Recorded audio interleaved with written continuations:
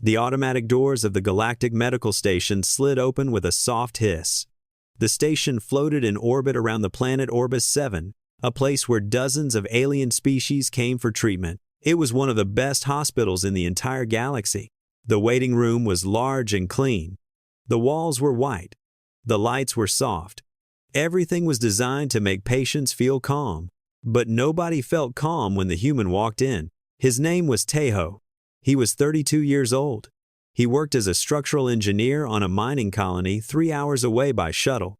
He had left his home that morning expecting a normal day of work. Now he stood in the doorway of the medical station, and every creature in the room turned to look at him. Tejo was not a large man. He had short black hair and a thin face. He wore the gray uniform of a mining worker. The uniform was torn in several places. It was covered in dust and dried blood. His left arm hung at his side in a way that arms should not hang. The bone was clearly broken, perhaps in more than one place. His face was swollen. The left side was purple and black. One eye was nearly shut from the swelling. A deep cut ran across his forehead, and blood had dried in a line down his cheek. His lip was split. When he breathed, there was a wet sound that suggested something was wrong inside his chest. He stood there for a moment. Then he took a step forward, and another, and another. He was walking, under his own power, with his own 2 legs. The creatures in the waiting room could not believe what they were seeing. A Valori female sat near the window. The Valori were tall beings with green scales and long necks. They were known for their intelligence and their weak bodies. The female stared at Tejo with her yellow eyes wide open. She had come to the station for a minor claw infection. Seeing this human made her forget all about her own pain. Near the door, a group of Kethi workers had been waiting for their friend. The Kethi were insect-like creatures with hard shells and many legs. They clicked their mandibles in shock. One of them made a high-pitched sound that meant fear in their language. A small Miran child pressed against her mother's side. The Miran were beautiful beings with translucent skin. You could see the light shining through them. The child's skin flickered with colors of blue and purple. These colors meant she was scared. Her mother pulled her close and turned her face away from the bleeding human. But Tejo did not seem to notice their fear. He walked slowly across the waiting room. Each step was careful. Each step looked painful. But he kept moving forward. The triage nurse saw him coming. Her name was Olis. She was a Miran with 4 arms and kind eyes. She had worked at this station for 15 years. She had seen many injuries. She had seen creatures come in on stretchers, crying in pain. She had seen beings arrive in emergency pods, barely alive. She had never seen anyone walk in looking like this. Olis grabbed a hover stretcher and rushed toward him. The stretcher floated beside her, ready to catch the human when he fell. Because surely he would fall. Surely his body would give up at any moment. "Please," Olis said. Her voice was gentle. "Please lie down. We will take care of you." Tejo looked at her. He tried to smile, but his split lip made it difficult. "I can walk," he said. His voice was rough. It sounded like he had been screaming for a long time. "Just point me to a doctor." Olis did not know what to say. Her skin flickered with colors of pink and orange. These colors meant confusion and worry. She had never met a creature who refused a stretcher in this condition. "Sir," she said, "you are badly hurt. You need to lie down." "I know I am hurt," Tejo said. He took another step forward. "That is why I came to a hospital." There was something in his voice. It was not anger. It was not pride. It was something else. Something that Olis could not understand. It was as if the human did not think his injuries were important. As if walking with broken bones was simply a thing that humans did. She walked beside him as he made his way to the examination area. Other staff members stopped to watch. A Valori doctor dropped his data pad. A Kethi janitor froze in the middle of cleaning the floor. Everyone stared at the human who would not fall. Tejo left a trail of blood on the white floor. Each step was slower than the last. His breathing was getting worse. The wet sound in his chest was getting louder. But he did not stop. When they reached the examination room, Olis tried one more time. "Please," she said. "The stretcher is right here. You do not need to prove anything." Tejo stopped. He turned to look at her. His one open eye was dark brown, almost black. There was pain in that eye. Deep pain. But there was also something else. Something that burned like a small fire. "I am not trying to prove anything," he said. "I just do not like lying down when I can still stand." He walked into the examination room and sat on the table. The table was designed for beings much larger than humans. He looked small sitting there. Small and broken and covered in blood. Ola stood in the doorway. Her skin was now a solid shade of pale blue. This color meant awe.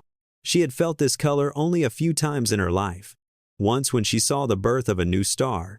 Once when she watched the great migration of the space whales. Now she felt it while watching a small human sit on a table. She did not understand it. How could a creature so damaged still move? How could anyone endure so much pain and still speak in complete sentences? The human should be dead. At the very least, he should be unconscious. Every medical text she had ever read said that this level of damage would shut down any body. But Tejo sat on the table and asked her a question.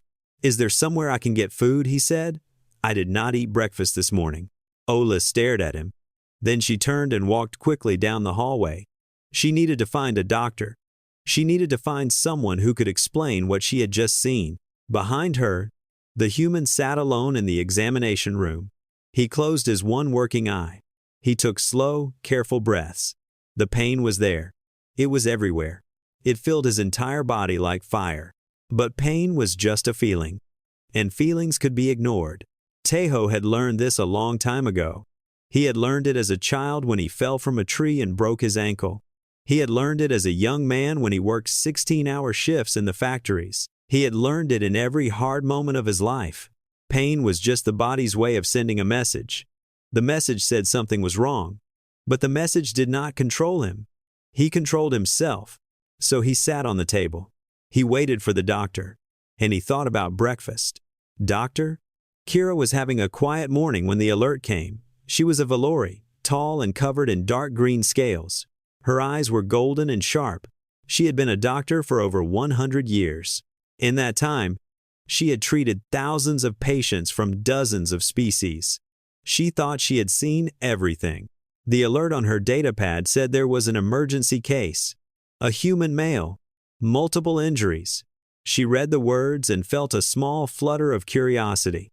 Humans were still new to the Galactic Union. They had joined only 50 years ago. Most doctors had never treated one. Kira had treated 3 humans in her career. Each time, she had been surprised by them. They were strange creatures, soft and fragile on the outside, but something about them did not match their bodies. She walked to examination room 4. When she opened the door, she stopped. The human sat on the examination table. 2 young medical interns stood nearby. One was a Kethi named Tovin. The other was a Miran named Bora.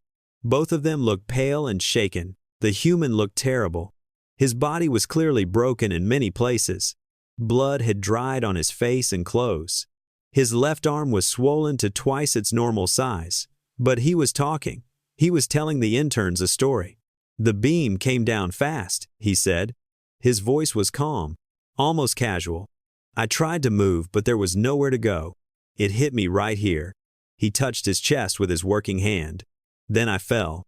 40 meters maybe. I did not count." Tovin made a clicking sound.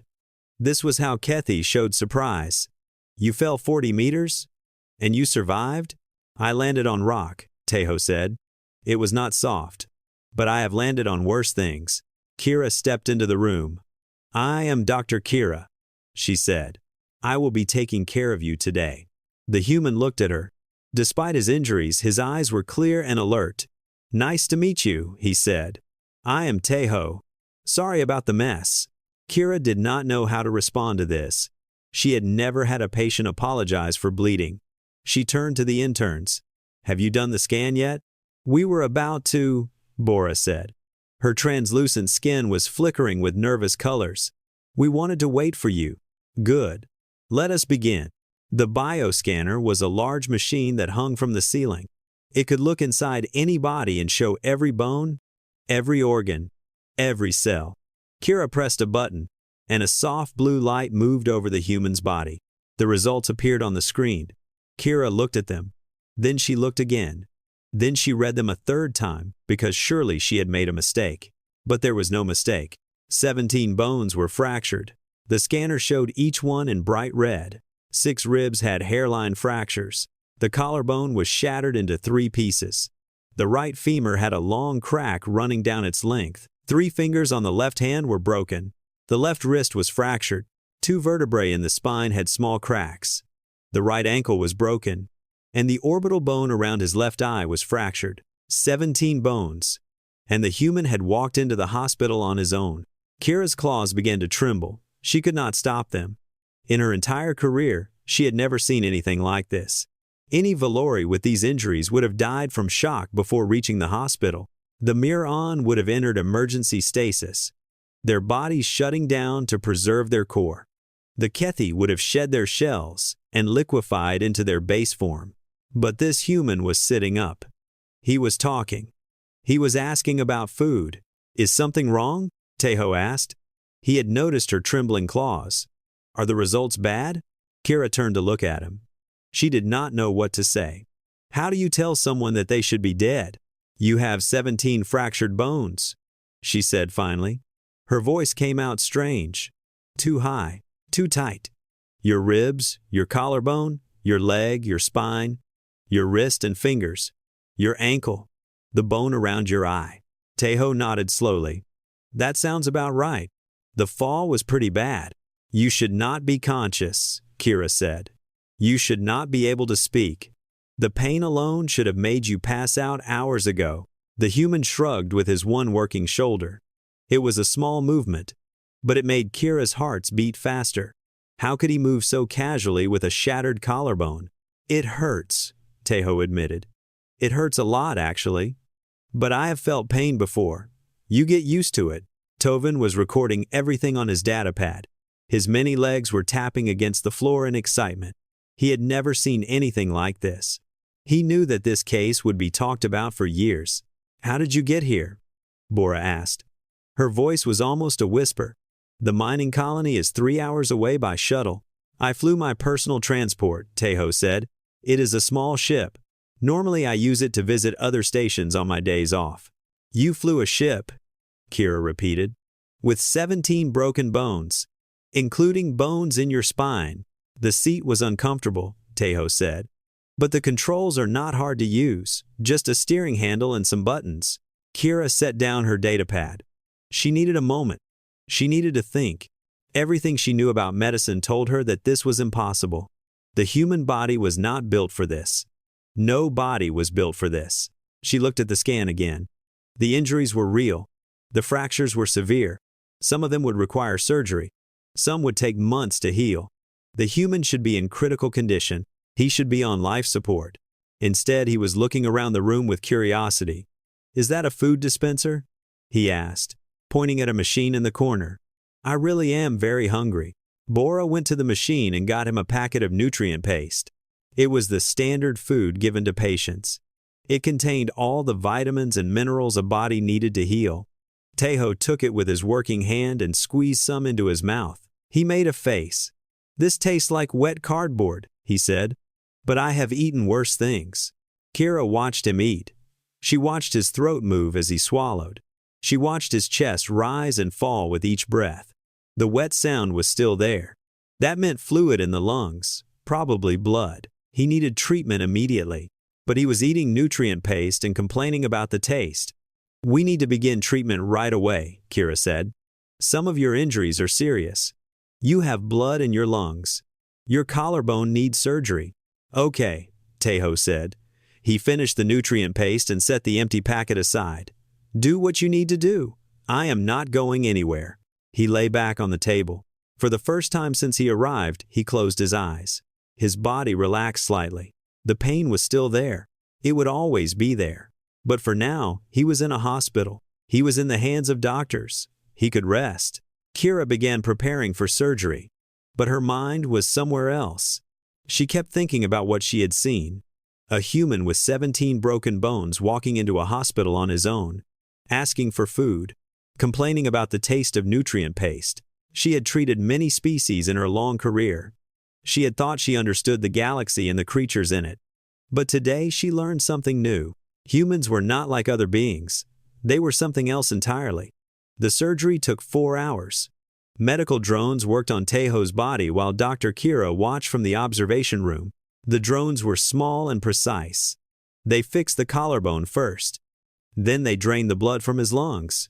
Then they began the long process of setting his broken bones. Through it all, Teiho was sedated. His face was peaceful. For the first time since he arrived, he looked like a normal patient, just another injured being getting treated at a hospital. But Kira knew he was not normal. She had seen things today that she would never forget. When the surgery was done, Teiho was moved to a recovery room. The room was small and clean. A window showed the stars outside. Medical machines beeped softly, monitoring his body. He woke up 2 hours later. Most patients took much longer to recover from sedation. But Teiho opened his eyes and looked around the room like he had just taken a short nap. Kira was sitting in a chair nearby. She had been waiting for him to wake up. She had questions. Many questions. "How do you feel?" she asked. Teiho moved his body carefully. He tested each limb. His left arm was in a regeneration cast. His chest was wrapped in biomesh. His leg was held in place by a stabilizing brace. "Better," he said. "The wet feeling in my chest is gone. Thank you for that." Kira nodded. "The surgery went well. Your collarbone is repaired. Your ribs are stable, but you will need time to heal. Weeks, maybe months." "I understand," Teiho said. "I have been hurt before. I know how it works." This was the opening Kira had been waiting for. She leaned forward in her chair.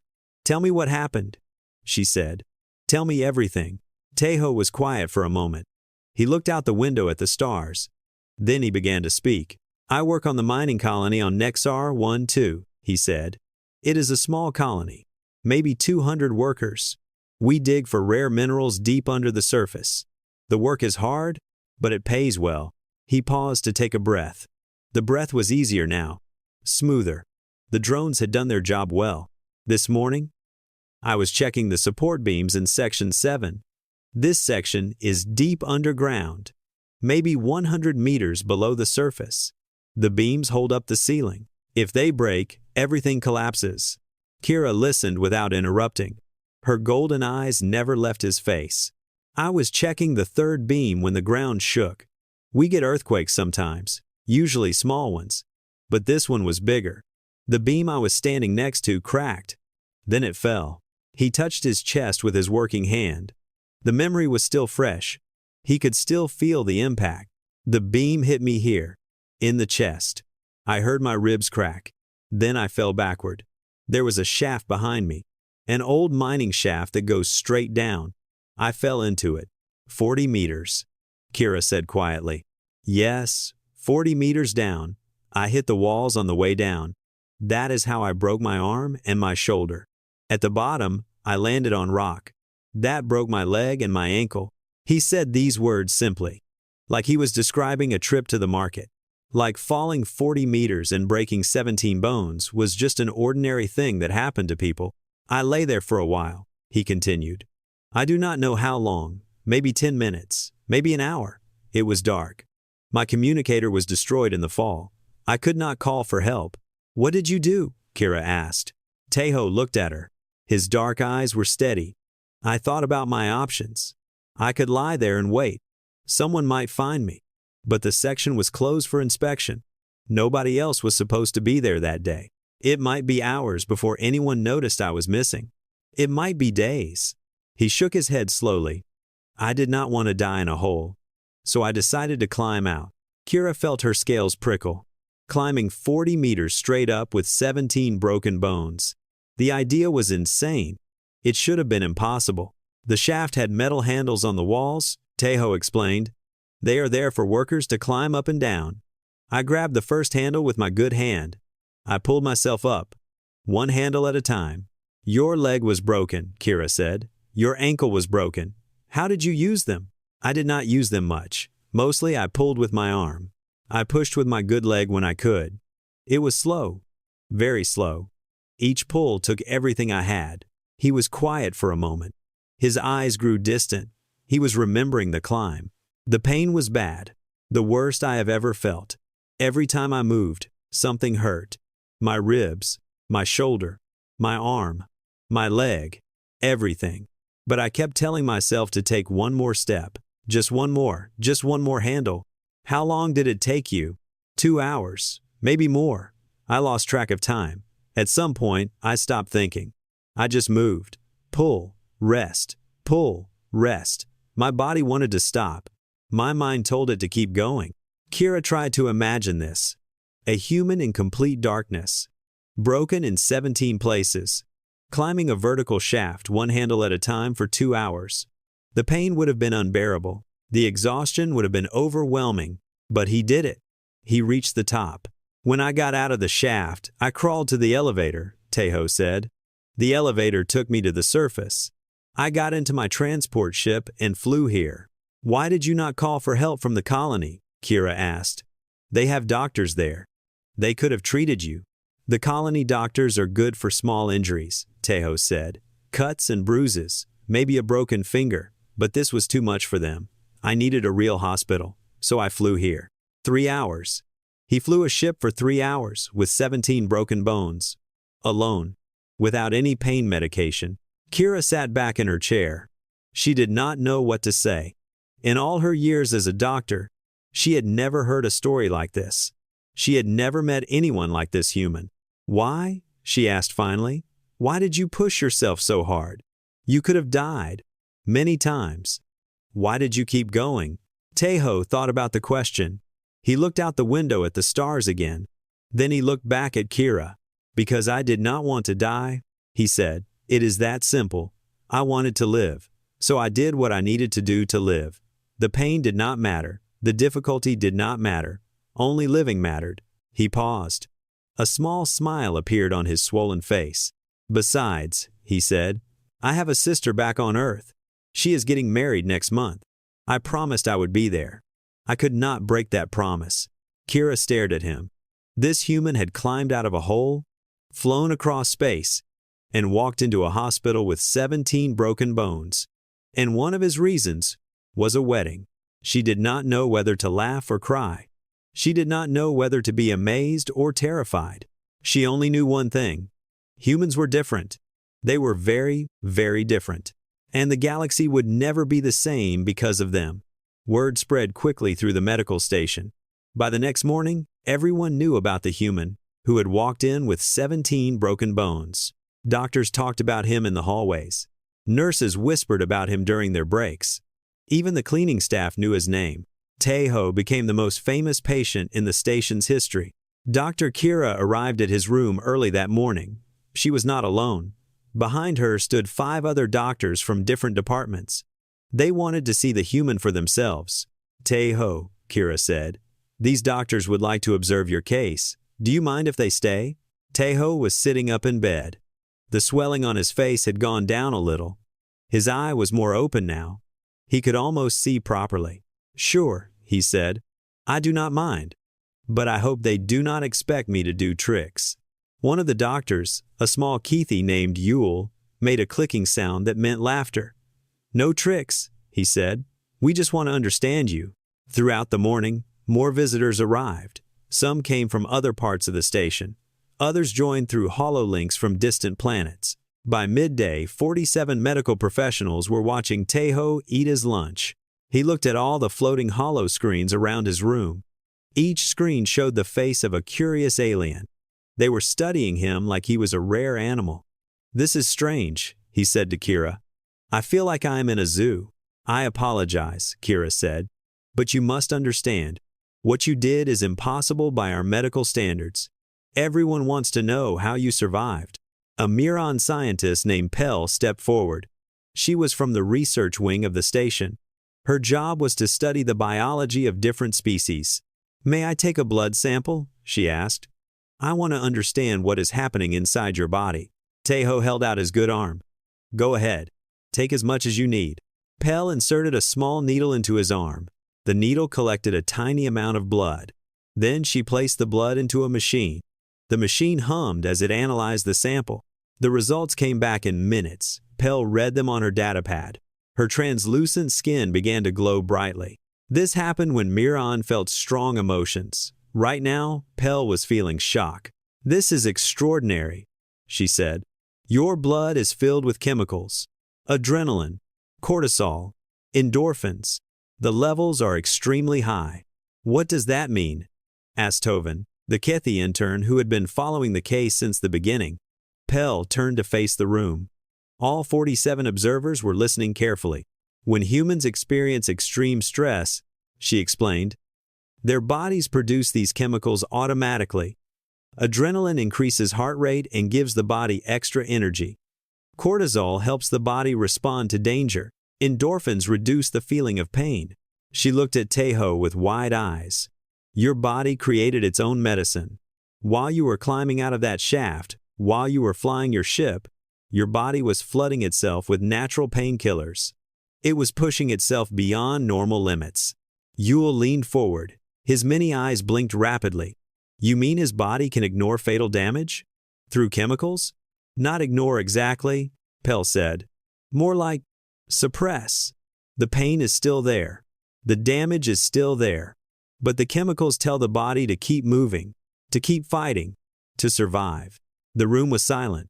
Every alien was thinking about what they had just heard. A Valori doctor named Han spoke up. He was an old male with gray scales.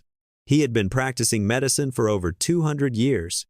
"This is not possible for our species," he said. "When a Valori is badly hurt, our bodies shut down to protect us. We enter a sleep state. We cannot move. We cannot think. Our bodies force us to rest." "Same for the Miran," said another doctor. "When we are damaged, we enter stasis. Our bodies become like statues. We wait for help to come." "The Kethi shed our shells," Tovin added. "We become liquid. We cannot do anything until we grow new shells." Everyone looked at Tejo. He was eating nutrient paste again. He had asked for some fruit to mix with it. The kitchen had sent him some berries from the garden level, so humans can push through injuries that would stop any other species? Yule asked. "They can keep moving through pain that would make others helpless?" Pell nodded slowly. "It appears so. The human body has evolved to prioritize survival above all else. Even when the body is broken, the mind can force it to continue. The chemicals help, but I believe the real power comes from somewhere else." "Where?" Kira asked. Pell looked at Tejo. He had stopped eating. He was listening now. "The will to live," Pell said. "Humans have something inside them, a fire, a determination.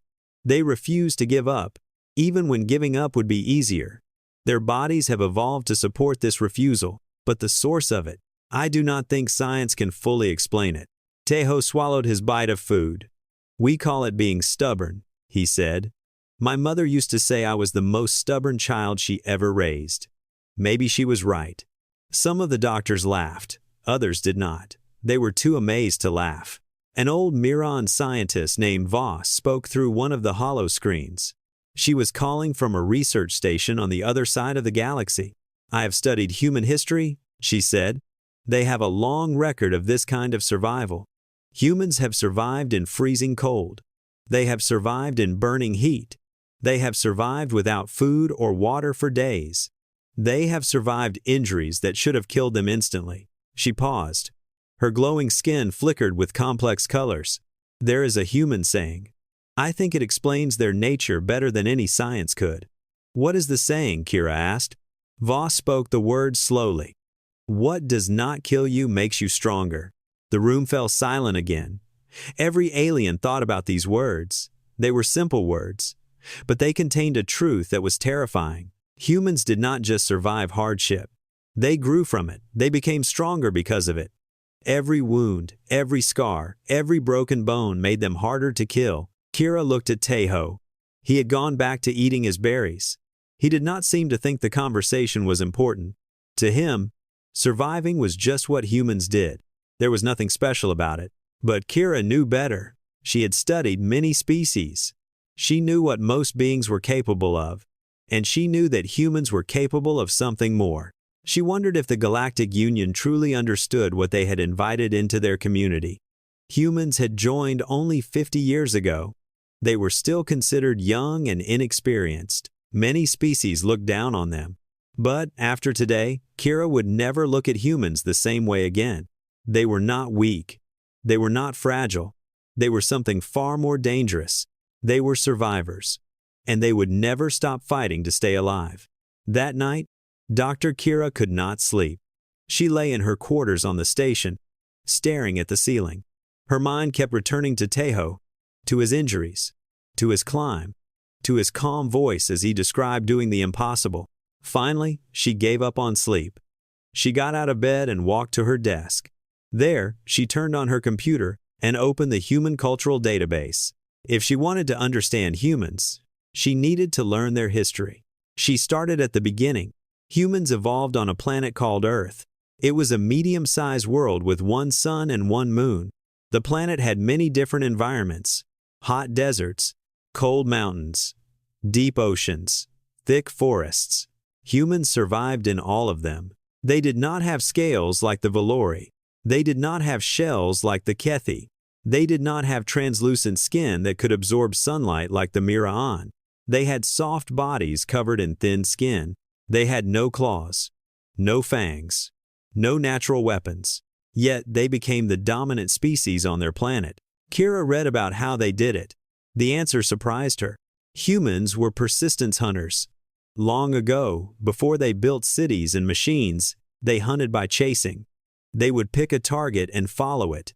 Not quickly, just steadily. They walked and jogged while their prey ran. But here was the key. Humans could do this for hours. Their prey could not. Other animals would run fast, then stop to rest. Humans would catch up. The animals would run again. Humans would follow again. Eventually, the prey would collapse from exhaustion, and the humans would be there, still moving, ready to finish the hunt. This was how humans survived. Not by being the fastest or the strongest, by being the most relentless, by refusing to stop. Kira read more. She read about human exploration. They had crossed every desert on their planet. They had climbed every mountain. They had sailed across every ocean. Many died during these journeys, but others always followed. She read about a human named Shackleton. His ship became trapped in ice near one of Earth's poles. He and his crew were stranded for months. They faced freezing temperatures, starvation, and despair. But Shackleton refused to give up. He led his men across frozen seas and rocky islands. In the end, every single person was rescued. Not one life was lost. She read about a human named Ralston. He was hiking alone when a rock fell and trapped his arm. He was stuck for 5 days. No one came to help, so he cut off his own arm with a small knife. Then he walked for miles to find help. He survived. She read about human soldiers who kept fighting with bullets in their bodies, runners who finished races on broken legs, climbers who reached mountaintops in conditions that should have killed them. Story after story, miracle after miracle. Kira sat back in her chair. Her scales felt cold. This was what she had seen in Tejo. This refusal to stop. This stubborn determination that burned like a fire inside them. It was not just Tejo. It was all humans. Every single one of them carried this potential inside. She kept reading. She found records from the first contact between humans and the Galactic Union. It happened 50 years ago. A human ship, small and crude by galactic standards, had traveled far from their home system. The crew found a Union patrol vessel near a distant star. The Union officers had been curious. Humans were a young species. They had only recently developed space travel. Their technology was simple. Their bodies were fragile. The Union decided to welcome them anyway. They thought humans would be minor members, unimportant, easy to manage. Kira now understood how wrong they had been. She found a report from a Union diplomat who had spent time on Earth. The diplomat was a Valori named Shin. He had lived among humans for 2 years. In his report, Shin wrote about a human concept called courage. It was not just the absence of fear. It was the decision to act despite fear. Humans felt terror like any other species. They felt pain and doubt and despair. But they acted anyway. They pushed forward anyway. They refused to let their feelings control their actions. Shen wrote that this was both beautiful and terrifying. Beautiful because it led to great acts of heroism, Terrifying because it meant humans would never know when to stop. Kira closed the report. She understood now. Taeho was not special among humans. He was not unusual. He was simply showing what all humans could do when pushed to their limits. She thought about the other species in the Galactic Union. The Valori, her own people, were intelligent and careful. They planned everything. They avoided danger. They lived long lives by being cautious. The Mirahan were artistic and peaceful. They created beautiful things. They entered stasis when hurt to protect themselves. The Keethi were hard workers. They built great structures, but when damaged, they retreated and waited for healing. None of them were like humans. None of them had this fire inside. Kira pulled up information about human population. There were billions of them on their home planet. Millions more had spread to colonies across space. Every year, more of them were born. And every single one carried this potential, this ability to endure, this refusal to die. She thought about wars. What would happen if humans ever went to war with the Union? They had inferior technology, weaker bodies, shorter lives. By every measure, they should be easy to defeat. But Kira knew better now. She had seen what one human could do with 17 broken bones. She imagined armies of them, millions of soldiers who would not stop, who would keep fighting even when broken, who would cross any distance, endure any pain. To reach their goal, it would be a nightmare. She hoped that day would never come. Humans were friends of the Union now. They were allies. But Kira made a note to herself. She would treat humans with more respect from now on. She would never underestimate them again. Morning came slowly. Light from the distant sun crept through Kira's window. She had spent the entire night reading about humans. She had not slept at all, but she did not feel tired. She felt awake. More awake than she had felt in years. She had learned something important tonight. Something that would change how she saw the galaxy. Humans were not the weak and fragile beings everyone thought. They were survivors, fighters. They had a strength that came from somewhere deep inside. And Taeho had shown her all of this by simply walking through a door. She got up from her desk and prepared for the day. She would check on her patient. She would continue his treatment. She would watch him heal faster than he should. And she would never forget what she had learned about his species. The universe was full of wonders. But sometimes the greatest wonders came in small, soft packages. Sometimes they walked into hospitals with 17 broken bones and asked for breakfast. 3 days after the surgery, Taeho was walking again. Not well, not fast, but walking. The doctors could not believe it. They had expected him to stay in bed for at least a week. They had planned a careful recovery program. Rest first, then gentle movement, then slowly building up strength over many weeks. Taeho had different plans. On the second day, he sat up in bed without help. On the third day, he swung his legs over the side and stood. His nurse, Olis, rushed into the room when she saw him on her monitor. "What are you doing?" she asked. Her skin flickered with worried colors. "You should not be standing." "I need to use the bathroom," Taeho said. "I am tired of the bedpan." He walked to the bathroom, slowly, carefully. Each step was measured. His broken leg was in a brace. His chest was still wrapped in biomesh. His arm hung in a regeneration cast. But he walked. Olis stood in the doorway, ready to catch him if he fell. But he did not fall. He reached the bathroom, used it, and walked back to his bed. "That was good," he said as he sat down. "I feel better now." Olis did not know what to say. She had worked at this station for 15 years. She had seen many patients. None of them had done what Taeho just did. By the fourth day, Taeho was walking in the hallways. Dr. Kira had given up trying to stop him. She simply asked him to be careful and to call for help if he felt dizzy. He never felt dizzy. The other patients watched him move through the station. They pressed their faces to windows. They peeked through doorways. Everyone wanted to see the human who walked with broken bones. In one room, a young Miron girl was recovering from a membrane tear. Her name was Lena. She was only 7 years old. The tear was not serious, but it was painful. She had been crying for days. Taeho stopped outside her door. He could hear her crying through the wall. He did not like the sound. It reminded him of his sister when she was young. He knocked gently on the door. The crying stopped. A moment later, the door opened. Lena's mother stood there. She was a tall Miran with silver skin that glowed softly. "Can I help you?" the mother asked.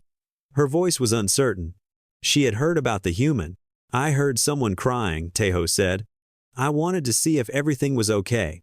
The mother looked at him. She saw his broken body, his wrapped chest, his arm in a cast, his bruised face. This creature was barely holding together, and he was checking on her daughter. She stepped aside and let him in. Lena sat on her bed. She was small, even for a Miran child. Her skin flickered with colors of blue and gray. These were colors of pain and sadness. Tears ran down her face like tiny lights. Tejo walked to her bed. He moved slowly so he would not scare her. When he reached her side, he sat down on a chair. "Hello," he said. "My name is Tejo. What is your name?" The girl looked at him with wide eyes. "Lena," she whispered. "That is a pretty name. Why are you crying, Lena?"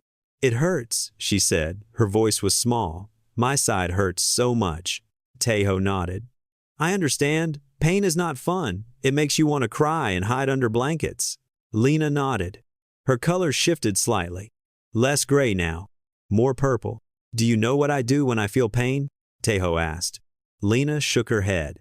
"I make a funny face. Like this."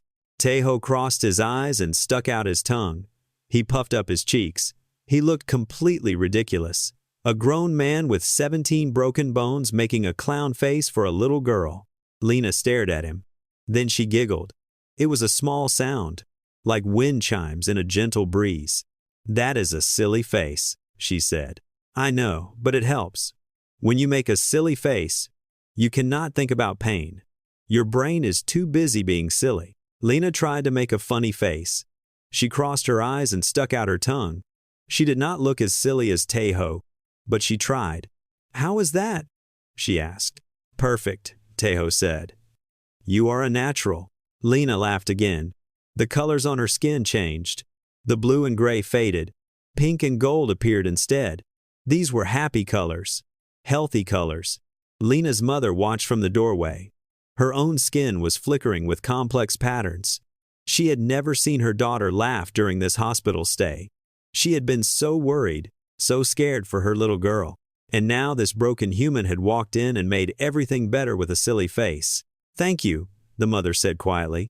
Tejo looked at her. "It is nothing. I do not like hearing children cry. It reminds me of home." He stayed with Lina for a few more minutes. He told her about his job at the mining colony.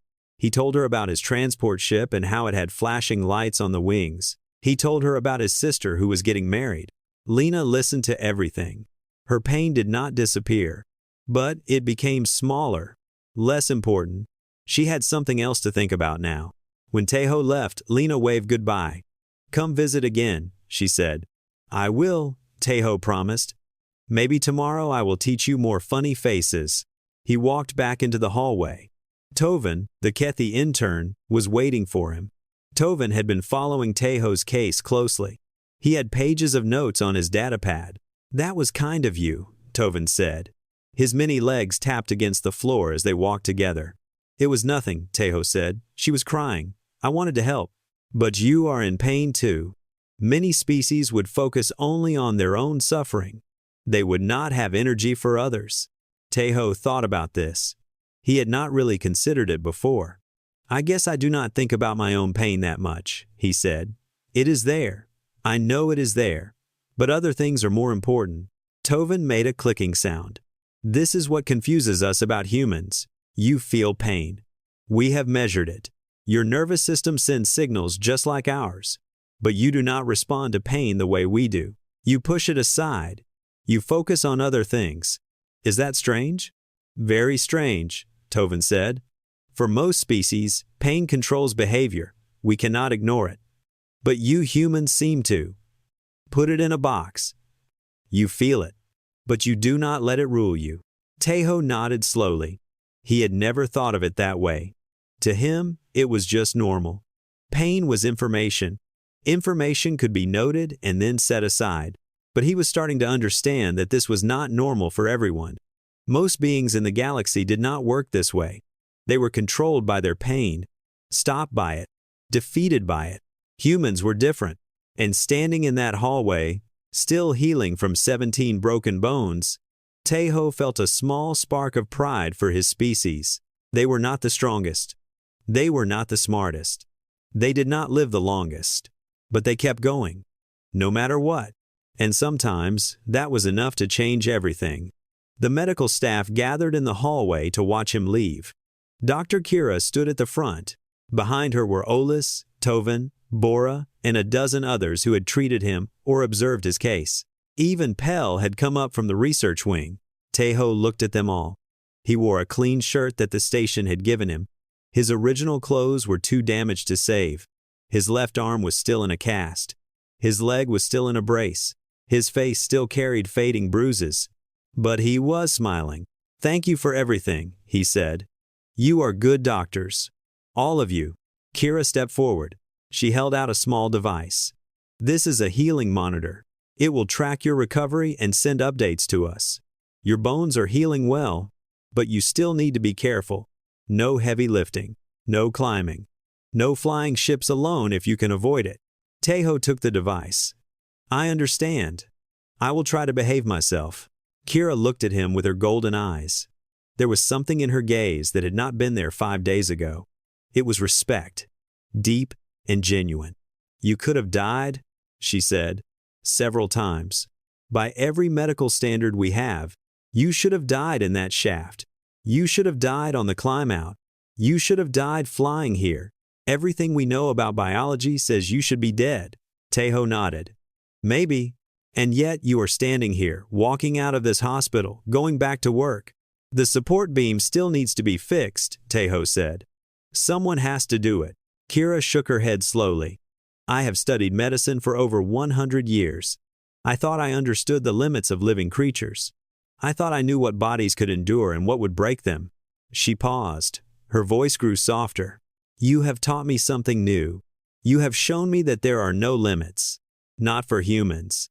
You simply refuse to accept them." Tejo was quiet for a moment. He thought about her words. He thought about the past 5 days. The surgery, the recovery, the visits to little Lena, the long conversations with Tovin about human nature. "We are not special," he said finally. "We are just stubborn. When the universe tells us to stop, we say no. That is all." Olis stepped forward. Her skin glowed with warm colors. "I have worked here for 15 years, she said. "I have seen many patients, but I will never forget you. You walked into my station covered in blood, with 17 broken bones, and asked for a doctor, like you had just scraped your knee."